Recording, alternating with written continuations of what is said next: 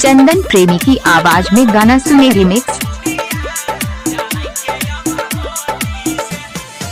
चिड़ले है बौदी हमें पाती से, चिड़ले है बौदी हमें पाती से, तोहर नाम मिटाई दे बौबे बाबा जलाई के अगरबत्ती से, तोहर नाम मिटाई दे बौबे बाबा जलाई के अगरबत्ती से।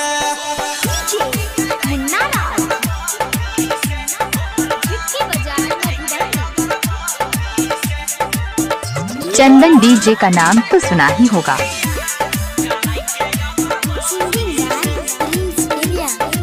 मिटाई देबो छौरी तोहर लिखलिया बना मगे, प्यार में तोरे चलते भेलिए बादाना मगे।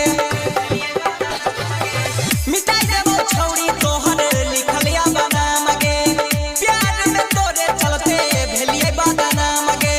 हालत खराब छौ दूरा गति से, हालत खराब छौ दूरा गति से, तोहर नाम मिटाई देबो बेवफा जलाई के अगरबत्ती से, तोहर नाम मिटाई देबो बेवफा जलाई के अगरबत्ती से।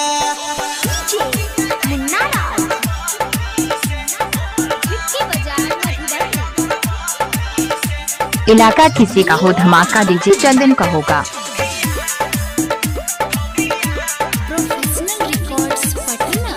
डर नहीं रहलो हमरा मोहब्बत खोबै के, होई गेल हमरा संग जे रहै के होबै के बेवफा।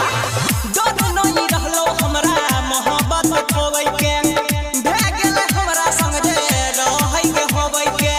देतौ हटाई पीर सलामती से, देतौ हटाई रूप सलामती से, तोहर नाम मिटाई देबौ छौरिया जलाई के अगरबत्ती से, तोहर नाम मिटाई देबौ बेवफा जलाई के अगरबत्ती से। चंदन डीजे का नाम तो सुना ही होगा।